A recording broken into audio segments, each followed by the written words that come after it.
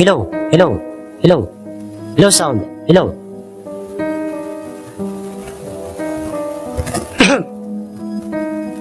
Isang mapagpalang araw po sa inyong lahat, mga mahal kong mga kamundo.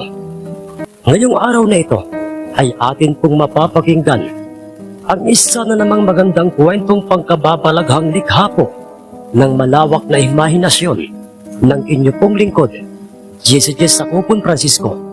Dito lamang sa ating mumunting channel na ito, Mundo ng Misteryo at Kababalaghan sa kasaysayan ang Gintong Itlog.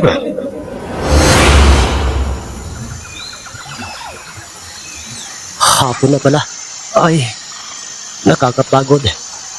Hindi ko napapansin ang oras dahil sa aking pagiging abala sa pagpuputol ng mga kahoy upang gawing uling.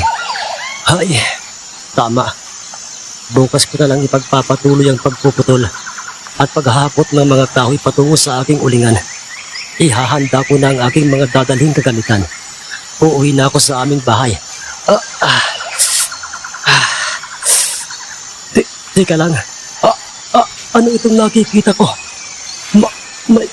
May dalawang maliliit na mga nilalang sa daang nasa aking unahan. At kung hindi ako nagkakamali, ay mga duwende ang mga ito. Kaibigan! Kami ay mga duwende. Kung tawagin sa inyong bundok. At kaya kami nagpakita sa iyo upang ibigay ang dalawang gintong itlog na ito. Tama! Tama ang mga sinabi nitong aking kasama, kaibigan Cardo. Isa kang mabuting tao, kaya naman ay nararapat lang na ito ay pagkaloob namin sa iyo. Ipagkakaloob sa akin ang dalawang gintong itlog na yan. Pero bakit? Bakit niyo gagawin sa akin yan?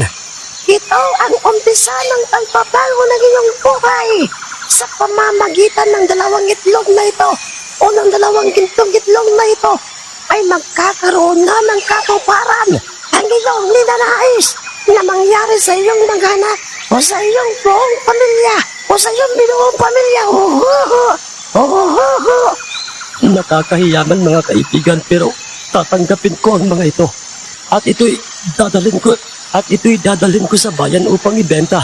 Sige na kaibigan, huwag ka nang mahiya pa dahil ang dalawang gintong itlog na ito ay talagang nakalaan para sa iyo. Inuulit ko mga kaibigan, maraming salamat sa inyong dalawa.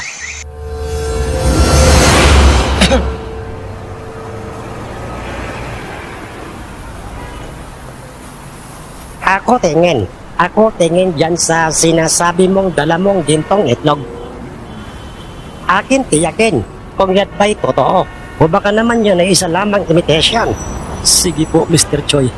Ito po. Teka lamang po, ilalabas ko sa loob ng aking dalang maliit na sako bag. Ha? Totoo ito. Ito, hindi piki. Pero paano ka nagkaroon ng ganito? Ngayon pa lang ay masasabi ko ng isa ka lang mayamang tao. Anong ibig mo sabihin, Mr. Choi? Pero yun ang halaga ng isang itlog na ito. Totoo po ba ang sinasabi niyo, Mr. Choi? Oo. At ako nakahanda, bayad. Ngayon mismo ayoko na ito ay mapunta pa sa iba.